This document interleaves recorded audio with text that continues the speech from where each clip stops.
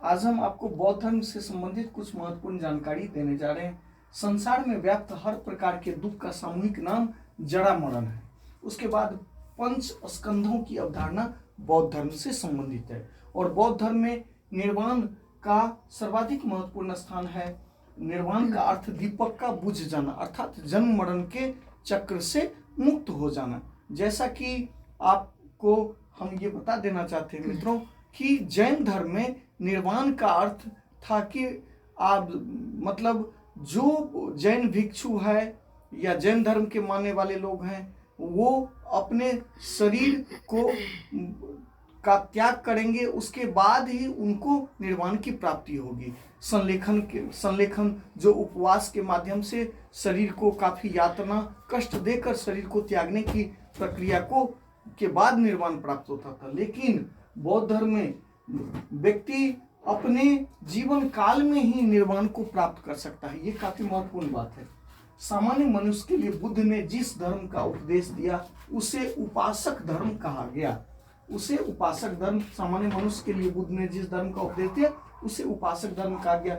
बौद्ध धर्म में त्रिरत्न का काफी महत्वपूर्ण स्थान है दोस्तों। बुद्ध, संघ और धम्म। बुद्ध, संघ और धम्म, ये तीन स्तंभ है बौद्ध धर्म का। इसी पर संपूर्ण बौद्ध धर्म आधारित है। संघ में प्रवेश पाने को उपसंपदा कहा जाता था। संघ में प्रवेश पाने को उपसंपदा कहा जाता था। त्रिपिटक मित्रों, बौद्ध धर्म में त्रिपिटक का सर्वाधिक महत्वपूर्ण स्थान है। पिटक का अर्थ होता है टोकरी और त्रि मतलब तीन पिटक, सूत पिटक, विनय पिटक और अभिधम्म पिटक। और सूत पिटक जो बौद्ध धर्म के सिद्धांत और नियमों का उल्लेख करता है। इसकी रचना आनंद, जो उसके सबसे प्रिय शिष्य थे, भगवान बुद्ध के सबसे प्रिय शिष्य आनंद ने सूत पिटक की रचना किया। विनय पिटक बौद्ध संघ के नियमों का उल्लेख है। इसका रचना उपाली ने किया था। उसके बाद दो वर्गों में बौद्ध धर्म जैसा कि दो वर्गों में बट गया, स्थविर और महासांघिक। कालांतर में 18 संप्रदायों में बट गया। स्थविर और आपको महासांघिक और भविष्य में ये बाद में जो है सो 18 संप्रदायों में बट गया। महासांघिक संप्रदाय का संस्थापक महाकश्यप, मित्रों महाकश्यप महासांघिक का संप्रदाय का संस्थापक महाकश्यप था। उसके बाद कनिष्क, जो चतुर्थ बौद्ध संगीति कनिष्क के शासनकाल में हुआ था। बौद्ध धर्म दो भागों में बंट गया, महायान और हीनयान, दो वर्गों में विभाजित हो गया।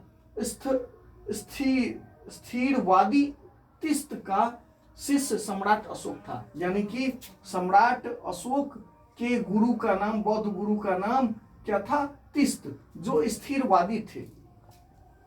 7वीं शताब्दी में बौद्ध धर्म में तंत्र मंत्र जादू टोना का प्रवेश हुआ, जिसके परिणाम स्वरूप वज्रयान आपको संप्रदाय का उदय हुआ। 7वीं शताब्दी में बौद्ध धर्म में तंत्र मंत्र जादू टोना का प्रवेश हुआ और इसके फलस्वरूप इस संप्रदाय को वज्रयान संप्रदाय कहा गया और इसका उल्लेख मंजूश्री मूलकल्प ग्रंथ में मिलता है।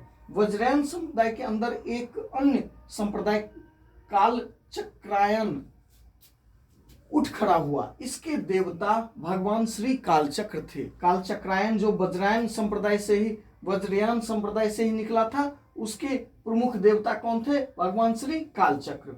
बंगाल में 11वीं शताब्दी में एक अन्य संप्रदाय सहजयान का उदय हुआ मित्रों, और बौद्ध धर्म के पतन में बख्तियार खिलजी का योगदान है। बख्तियार खिलजी ने आपको नालंदा विश्वविद्यालय पर अटैक आक्रमण करके वहां के संपूर्ण पुस्तकालयों को जला दिया था। नालंदा विश्वविद्यालय में आग लगाया था। उसके बाद बहुत सारे बौद्ध मठों को उन्होंने नाश किया था। और तो इस तरह से आपको कुछ महत्वपूर्ण जानकारी हम दी हैं। थैंक यू मित्रों, बहुत बहुत धन्यवाद।